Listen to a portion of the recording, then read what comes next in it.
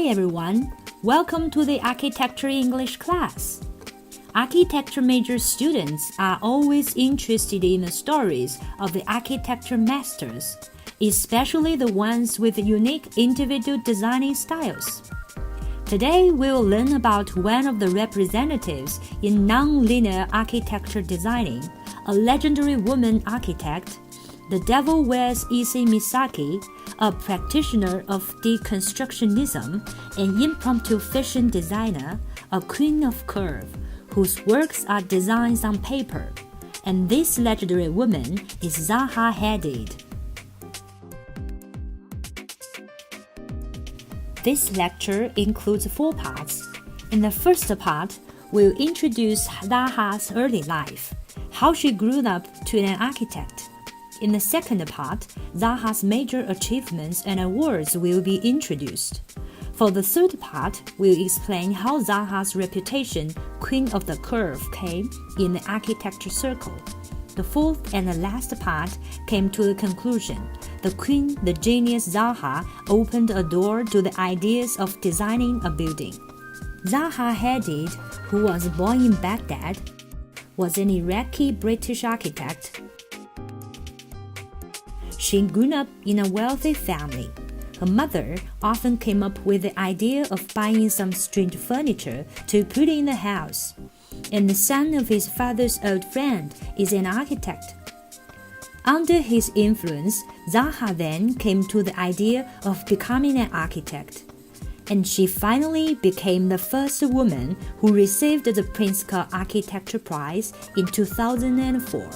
Which is awarded annually to honor a living architect or architects whose built work demonstrates a combination of those qualities of talent, vision, and commitment, which has produced consistent and significant contributions to humanity and the built environment through the art of architecture.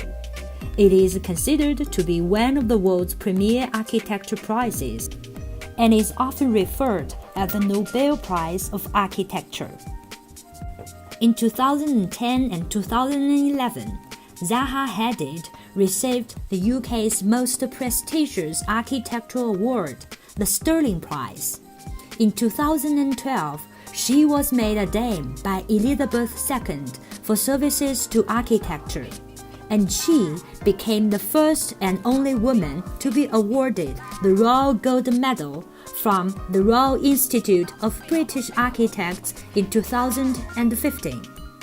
All these awards were presented to the architects of the building that have made the greatest contributions to the evolution of architecture and to those buildings showing high architectural standards and a substantial contribution to the local environment. And these high awards made her a world-famous architect and a model for every architecture practitioner. Her major recent works, including the Aquatic Center for the London 2012 Olympics, Michigan State University Board Art Museum in the US, and the Guangzhou Opera House in China. Some of her designs have been presented posthumously, including the statuette for the 2017 Brit Awards, and several of her buildings were still under construction at the time of her death, including the Al Wakra Stadium in Qatar, a venue for the 2022 FIFA World Cup. She was described by the Guardian of London as the Queen of the Curve, who liberated architectural geometry, giving it a whole new expressive identity. Her flamboyant personality identified her with the rejection of what in the public imagination seemed to be an architectural aesthetic, dominated by hard, straight lines and harsh, unfriendly materials. Before Hadid, architecture was a story of order and control, of spatial dominance, guided more by a utilitarian virtue. Zaha's most known work in China is the Double Pebble in Guangzhou. In April 2002, an international architectural competition attracted Zaha Hadid. In November 2002, Zaha Hadid's Double Pebble was announced the winner, and the groundbreaking ceremony was held early in 2005. When designing the Opera House, Zaha studied the history of Guangzhou. It was the rushing waves of the Pearl River and the folk story of the ocean pearl stone that gave her the inspiration for the Double Pebble design.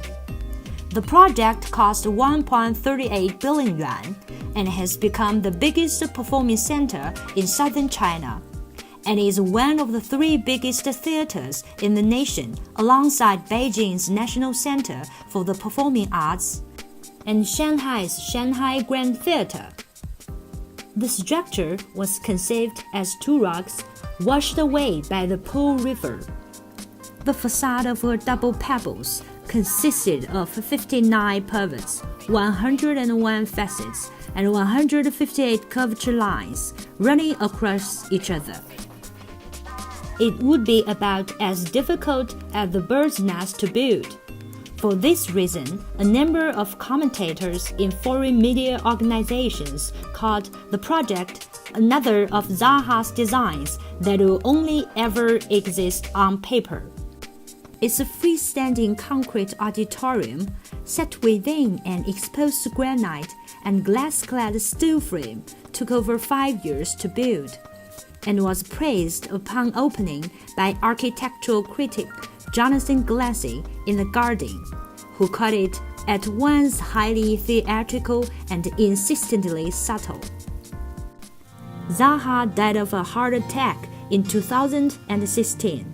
Her design style became a revolutionary force in British architecture, even though she struggled to win commissions in the UK for many years. The Iraqi government described her death as an irreplaceable loss to Iraq and the global community. Her sturdy appearance matched with her aggressiveness and proud, and her designs of architectural style of pink saddles are sharply contrasted by her strictness to her colleagues. She is a devil genius, unique in the history of architecture.